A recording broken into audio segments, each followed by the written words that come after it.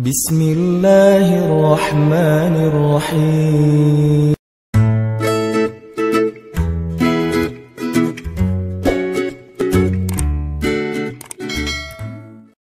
Bismillahirrahmanirrahim. Assalamualaikum warahmatullahi wabarakatuh. Teman-teman sekalian, alhamdulillah kita masih dalam suasana Ramadan. Jadi pada sore hari ini, teman-teman, saya pengen sharing kepada teman-teman tentang nasihat Nabi dan ulama tentang keajaiban takjil atau iftar yang kalau dalam bahasa kita disebut dengan berbuka puasa. Apa aja sih keajaiban iftar dan takjil? Gimana cara Nabi iftar dan takjil yang baik sehingga kita bisa meneladaninya? Dalam sebuah hadis riwayat Bukhari dan Muslim, Rasulullah SAW bersabda, "La yazalun nasu bi khairin ma ajjalul fitr." Manusia senantiasa mendapatkan kebaikan selama mereka menyegerakan berbuka. Sedangkan dalam hadis riwayat At-Tirmidzi, Rasulullah SAW bersabda bahwa Allah Subhanahu wa taala berfirman, "Ahabba ibadi ilayya a'jaluhum fitra." Hamba yang paling aku cintai di antara hamba-hambaku adalah yang paling bersegera dalam berbuka puasa. Dari dua hadis ini, yang pertama hadis Bukhari Muslim, yang kedua hadis Tirmizi yaitu hadis Qudsi, kita jadi tahu ternyata menyegerakan berbuka puasa itu bukan hanya soal lapar atau enggak. Karena mungkin sebagian dari kita berpikir ya enggak harus buru-buru kita berbuka puasa, apalagi kalau misalnya lagi di jalan gitu kan. Yang lagi di jalan, yang lagi kejebak macet, mungkin kalau normalnya nggak tahu sekarang pas lagi PSBB. Tetapi kadang-kadang kita berpikir nggak perlu buru-buru berbuka puasa. Selama kita masih tahan, selama kita masih santai, kalau kita nggak terlalu lapar juga, apalagi yang masih ngejar beberapa deadline kerjaan, sehingga dia menunda waktu berbuka sampai beberapa menit atau setengah jam, 1 jam pas azan maghrib. Nah, padahal di dalam hadis yang tadi saya sampaikan, kita jadi sadar ternyata berbuka itu bukan soal lapar doang, tapi soal kebaikan-kebaikan yang Allah simpan di dalamnya. Sehingga Nabi SAW bersabda dalam hadis Bukhari Muslim, manusia itu akan senantiasa berada dalam kebaikan selama dia menyegerakan berbuka puasa. Sedangkan Allah berfirman, yang paling aku cintai di antara hamba-hambaku adalah yang paling segera dalam berbuka puasa. Jadi kita niatkan saat kita mau berbuka puasa itu adalah kita pengen dapetin kebaikan. Baik itu bentuknya adalah kebaikan dunia maupun mendapatkan kebaikan yang bentuknya adalah cinta Allah Subhanahu wa taala. Jadi pas kita berbuka puasa itu teman-teman, kita coba rasakan bahwa Allah itu sayang banget sama kita. Bahwa Allah itu cinta banget sama kita. Allah itu suka ngelihat kita berbuka puasa bukan hanya karena lapar, tetapi karena taat kepada Allah Subhanahu wa taala. Sehingga Allah sayang ngelihat hambanya yang berbuka puasa karena pengen dapat cinta Allah. Karena pengen dapat kebaikan-kebaikan di sisi Allah Subhanahu wa taala. Itu poin yang pertama tentang berbuka puasa. Kemudian poin yang kedua, kita disunnahkan ketika berbuka puasa itu dalam suasana happy, dalam suasana feeling good. Karena Nabi SAW bersabda, bagi orang yang berpuasa itu ada 2 kebahagiaan. Yang pertama, dia bahagia saat dia berbuka puasa, dan yang kedua, dia berbahagia saat kelak dia bertemu dengan Allah Subhanahu wa taala. Di sini Nabi mengajarkan kita supaya ketika kita berbuka, suasananya suasana happy. Hindarkan berdebat saat berbuka. Hindarkan head comment saat berbuka. Hindarkan julid saat berbuka. Apalagi kalau misalnya kita berbukanya di luar rumah. Kalau misalnya normal kan suka ada takjil di masjid atau di beberapa tempat, terus kita kayak ngerasa gak nyaman dengan orang di sebelah kita. Hindari hal-hal yang gak nyaman saat kita berbuka. Kenapa? Sunnah Nabi SAW saat berbuka itu adalah happy, enjoy, menikmati nikmat Allah Subhanahu wa taala dengan rasa syukur dan rasa bahagia. Makanya Nabi mengatakan, orang yang berpuasa mendapatkan 2 kebahagiaan sekaligus. Yang pertama bahagia saat berbuka, dan yang kedua bahagia saat dia bertemu dengan Allah Subhanahu wa taala. Hikmah berikutnya tentang takjil atau iftar adalah tentang bagaimana cara Nabi berbuka puasa. Walaupun ini bukan sesuatu yang wajib, tetapi sesuatu yang sifatnya memotivasi kita. Karena diriwayatkan dalam hadis riwayat Abu Daud dengan derajat hasan, bahwa Nabi SAW itu kalau berbuka puasa suka berbuka dengan rutob. Rutob itu korma yang basah, yang masih setengah matang. Biasanya kalau yang udah pernah umroh pasti tahu rutob, yang juga rutob itu adalah makanan yang Allah kasih kepada Sayyidah Maryam ketika baru melahirkan. Allah berfirman, "Wahuzzi ilaiki bijiz'in nakhlah tusaqit alaiki rutoban janiyya." Wahai Maryam, goncangkanlah akar pohon kurma itu, maka akan berjatuhanlah ke arahmu rutoban janiyya, kurma-kurma muda yang manis, yaitu rutob, jenis kurma yang setengah matang tapi dia basah dan segar. Itu makanan takjil kesukaan Nabi. Lalu kata Anas bin Malik, kalau Nabi tidak mendapati rutob, maka Nabi berbuka dengan tamar. Tamar itu kurma kering, tapi bukan yang kering-kering amat, yaitu kurma yang biasa kita konsumsi sehari-hari. Ada ajwa, ada majdul, ada ambar, dan berbagai macam jenis kurma-kurma kering yang sudah matang. Itu namanya tamar. Dan kalau Nabi tidak menemukan keduanya, tidak ada rutob, tidak ada tamar, maka Nabi SAW berbuka dengan air saja. Ini menunjukkan bahwa berbuka puasanya Nabi itu sederhana, sehat, tetapi bahagia.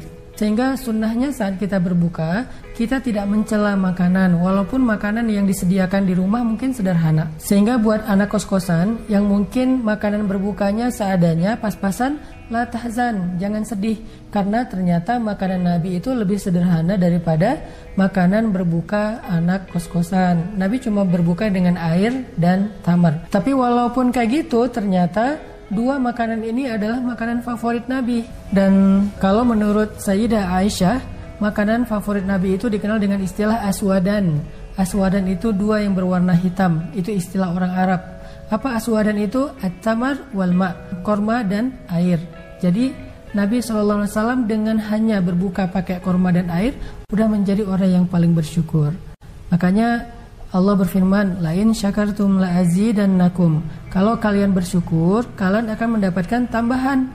Kalau kalian bersyukur, aku pasti akan tambahkan nikmat untuk kalian. Jadi, di antara sunnah saat kita takjil atau iftar berbuka puasa itu adalah selain happiness, berbahagia, kita juga belajar untuk bersyukur atas apapun nikmat yang Allah berikan kepada kita hari itu.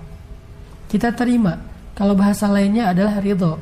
Sampai Nabi SAW bersabda, "Man radhiya biqalilin minar rizki, radhiyallahu biqalilin minal amal." Siapa yang ridho dengan rezeki yang sedikit, Allah juga akan ridho kepada dia dengan amalnya yang sedikit.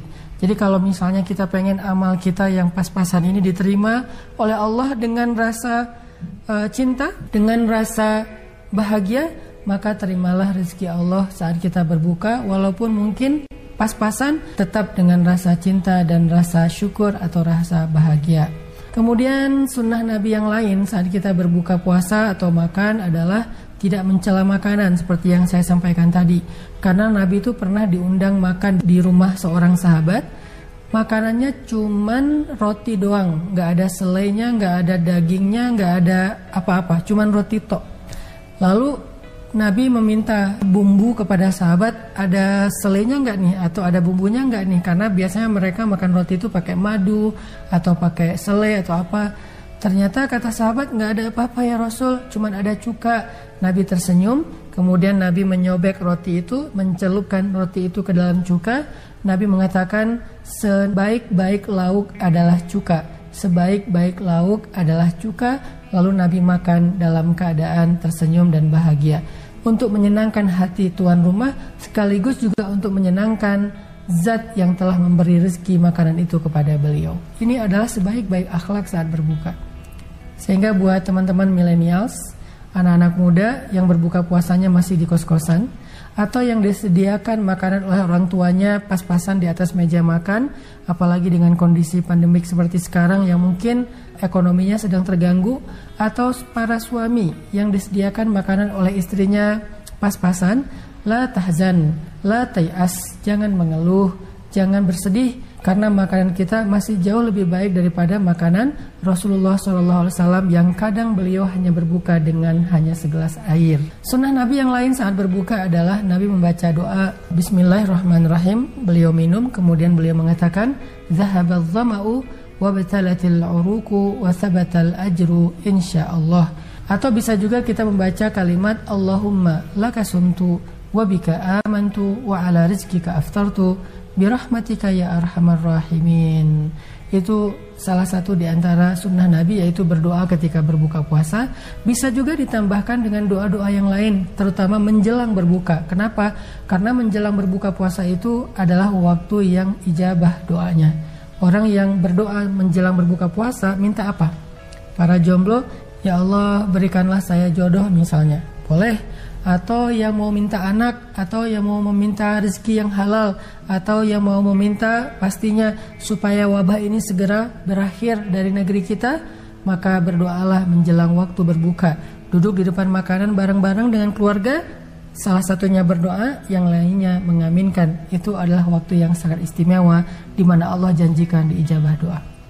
Selain itu, berbuka puasa adalah ibadah yang sangat istimewa yang dengannya Allah Subhanahu wa taala bebaskan seseorang dari api neraka. Dalam sebuah hadis Nabi SAW bersabda, dan Allah membebaskan hamba-hambanya dari api neraka setiap waktu berbuka.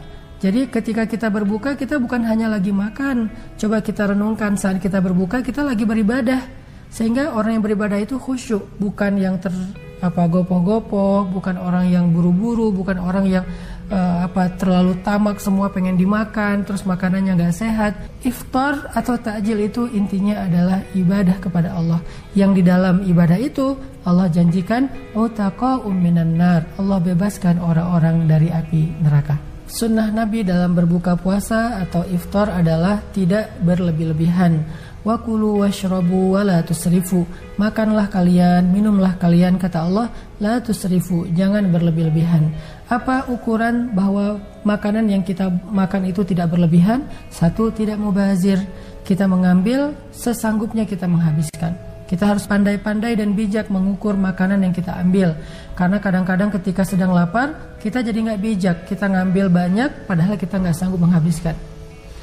Jadi ukuran la tusrifu, tidak israf dalam makanan itu yang pertama, nggak mubazir. Yang kedua, membuat tubuh kita itu tidak merasa berat untuk beribadah. Karena kalau kita habis buka puasa terus jadi ngantuk, nggak sanggup tarawih, pasti ada israf di dalamnya, ada berlebih-lebihan di dalamnya.